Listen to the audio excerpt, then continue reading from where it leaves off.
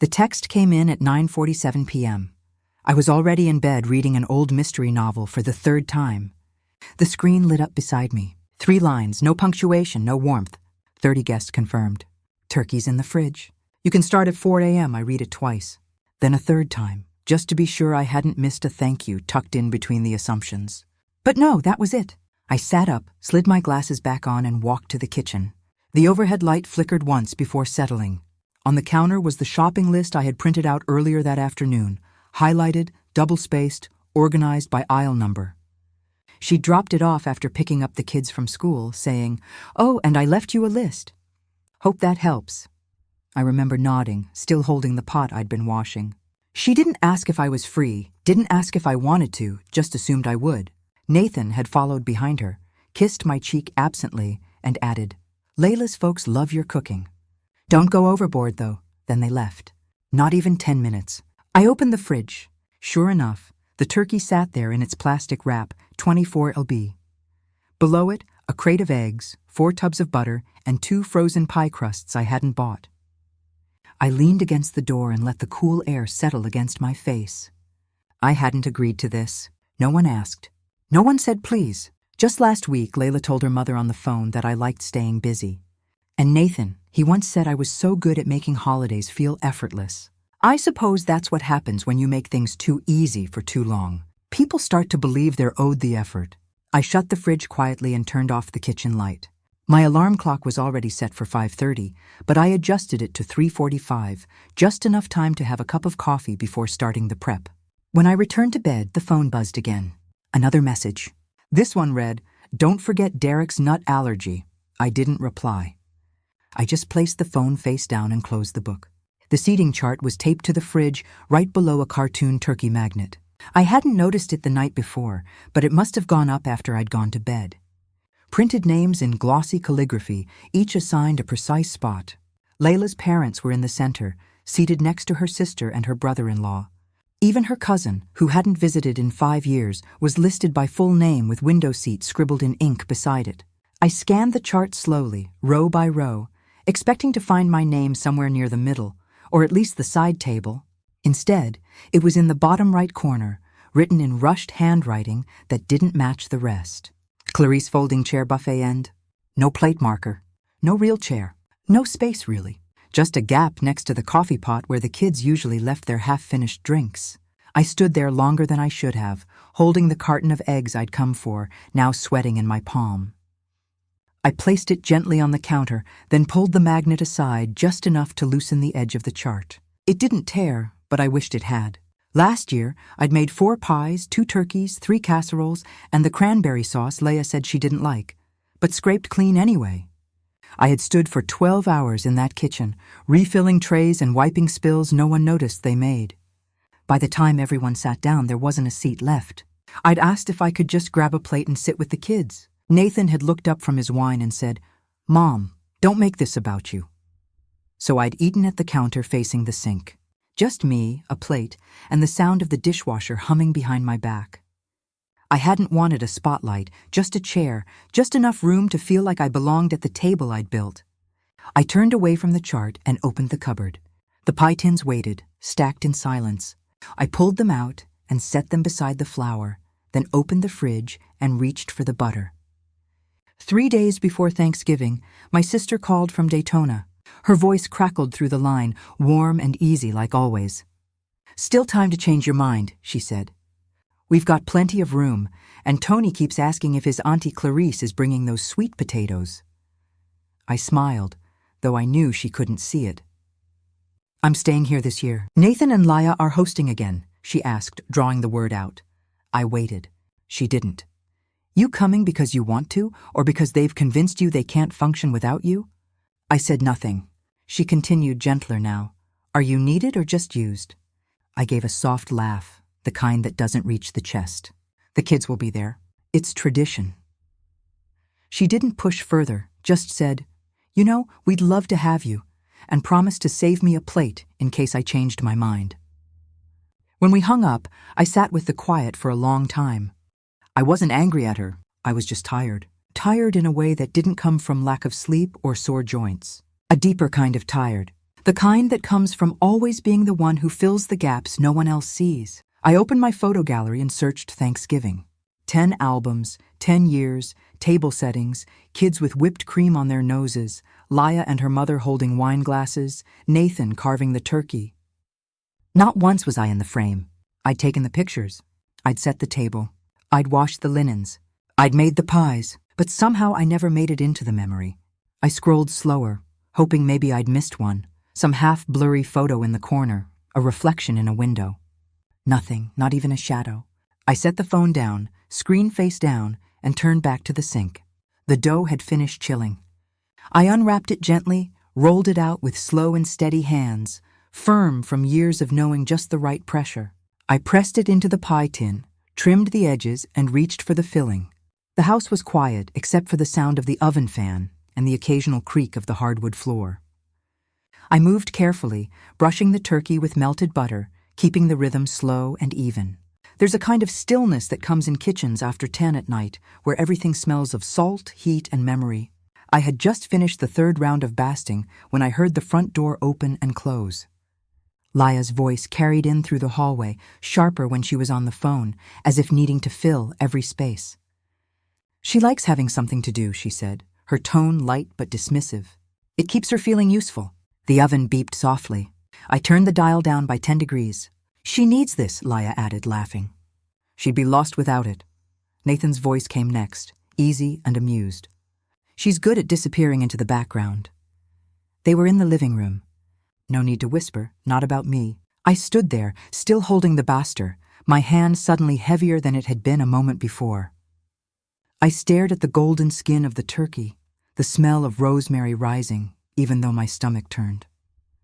Useful background, disappearing words that didn't sting as much as they confirmed something I hadn't wanted to name. I wasn't family here. I was function, and functions don't get seats at the table. They don't get thanks. They get tasks. I blinked twice, wiped my cheek with the corner of my sleeve, and placed the pan back inside the oven. The timer buzzed behind me, but I didn't turn it off right away. I stayed there for another minute, listening, not just to them, but to everything they didn't think I could hear. When their voices finally drifted off, I took a deep breath, turned off the oven light, and walked back to the sink. There were still yams to peel, still carrots to blanch. I picked up the knife and got back to work, slicing in rhythm, even as something small and certain inside me began to crack. I stood at the counter, double-checking the menu Laya had taped to the cabinet door. Every item was listed with brand names next to it. Libby's pumpkin puree, Land O'Lakes butter, King's Hawaiian rolls, not store brand.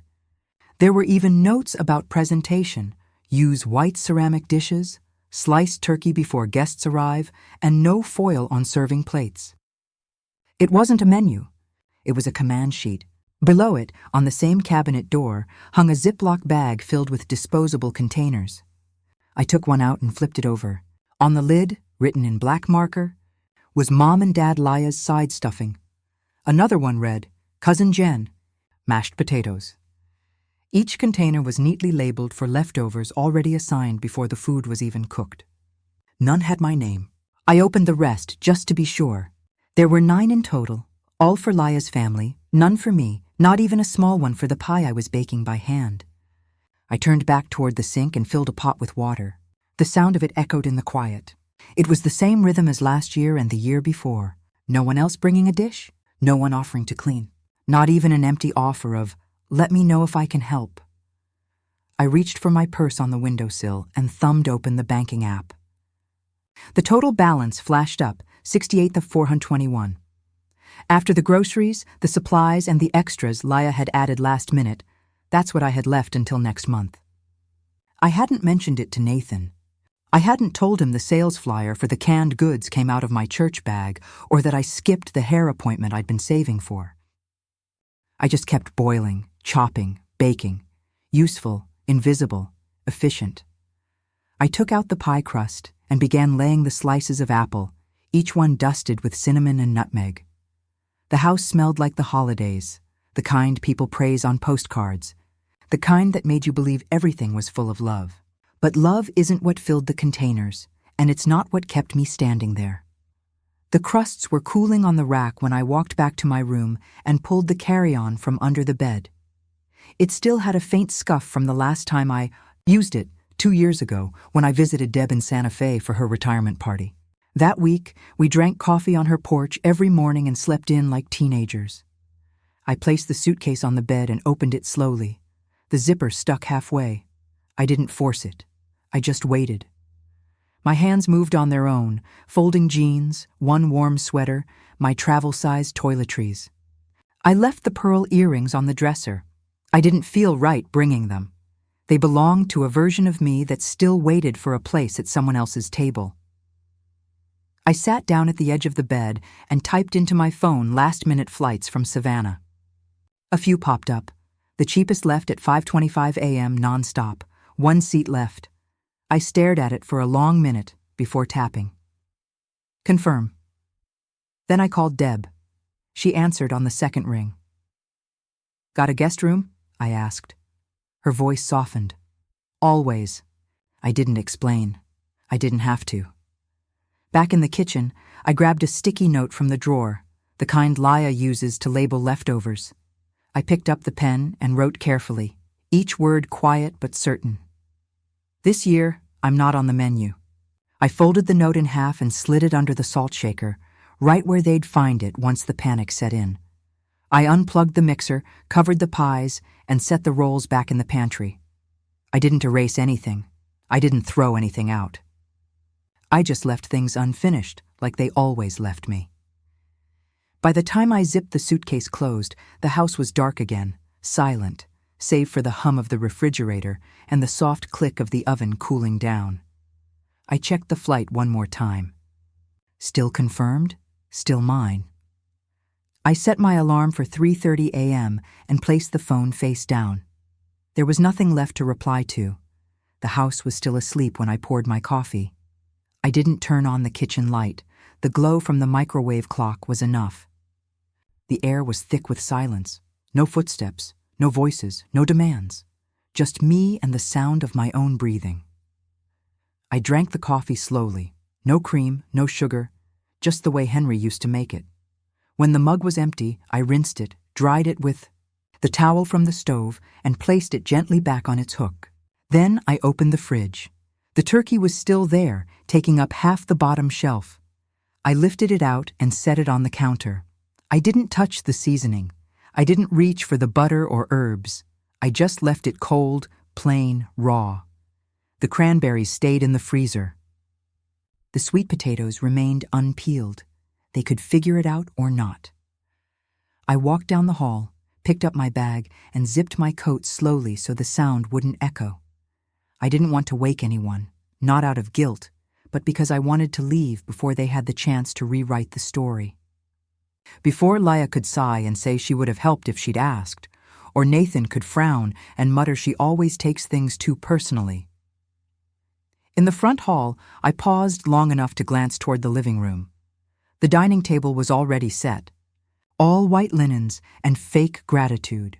A table built on the assumption I would fill every plate while taking none for myself. A cab's headlights lit up the driveway. As I stepped outside, the cold hit my cheeks. Sharp, but clean. The cabbie rolled down the window. Clarice. I nodded. At that moment, my phone buzzed in my coat pocket. I pulled it out. Nathan, don't forget Derek's allergic to walnuts. I stared at the message for a long beat. Then I pressed the side button and powered the phone down. I didn't need to carry the weight of that anymore. I got in the cab, pulled the door shut, and watched the house grow smaller in the rearview mirror.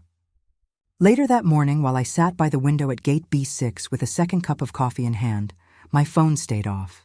I didn't need to hear what I already knew was happening. Laia would have woken up around 8, maybe later. She always said holidays were for sleeping in and letting things happen. Except things didn't happen. They were made to happen by me. She'd have padded into the kitchen in her robe and slippers, expecting the scent of roasted turkey and brown sugar yams. Instead, she would have found a cold oven and a 24LB bird still sealed in plastic, the pies untouched, the cranberries rock solid in the freezer door, and no Clarice. She probably stood there for a moment thinking I was just out for a walk or sleeping in. But the longer she waited, the more she would have realized nothing was coming. No backup, no miracle. That's when she would have called Nathan. And he, still groggy, still clueless, would have tried to call me. Once, then again, 5 times total, maybe more. Each ring unanswered, each attempt more frantic than the last. By the time the first guest arrived, Laya's aunt with her usual bottle of Chardonnay, the kitchen would still be in disarray. The bird unwashed, the sides undone. No rolls, no coffee. And Laya, with a tear-streaked face and a flower on her shirt, finally realizing that delegation only works when someone agrees to be delegated. The stuffing likely burned first. She never did check oven temps. Guests would have started talking, quiet at first, then not so quiet. Cousin Jen always had a flair for the dramatic. She probably posted a photo of the kitchen mess to Facebook. Captioned, "Worst Thanksgiving ever. No food, no plan. Disaster." I imagined Laya reading it, cheeks flushed, and realizing that no one was rushing to defend her because the person they all relied on, the one who made it look seamless, had walked away. Not with anger, not with vengeance, just with clarity. As the boarding announcement crackled overhead, I finished my coffee and walked calmly toward the gate. The sun broke over the New Mexico hills just as Deb placed a steaming plate of huevos rancheros in front of me. Her kitchen windows caught the light just right, soft, golden, clean. I hadn't slept that well in years. We didn't talk much. We didn't need to. She'd known me since the dorm room days, when all we needed was strong coffee and a shared glance to know what the other was thinking. I took a bite. The salsa was sharp, the eggs perfect, and then without warning I laughed. Not a polite smile, not a tired exhale. A real laugh, loud, unexpected, from somewhere that had been locked up too long. Deb looked over, smiling. There she is. I shook my head, still smiling. I forgot what it felt like to be fed instead of feeding, to just be. My phone sat on the table face down, still powered off. I wasn't ready to let it back in, not yet. Not while my shoulders still felt light and my stomach full for once without strings attached. Back home, I imagined Nathan pacing the kitchen. I could almost hear the voicemail as he recorded it, his voice careful, half defensive, half embarrassed. "I wish you'd said something, Mom. We didn't know you felt that way." But I had said things in 100 quiet ways. Over 100 exhausted meals. In the way I cleared plates no one thanked me for. In the way I sat beside the sink instead of at the table. In the way I packed up leftovers labeled with everyone's name but mine. They just hadn't listened.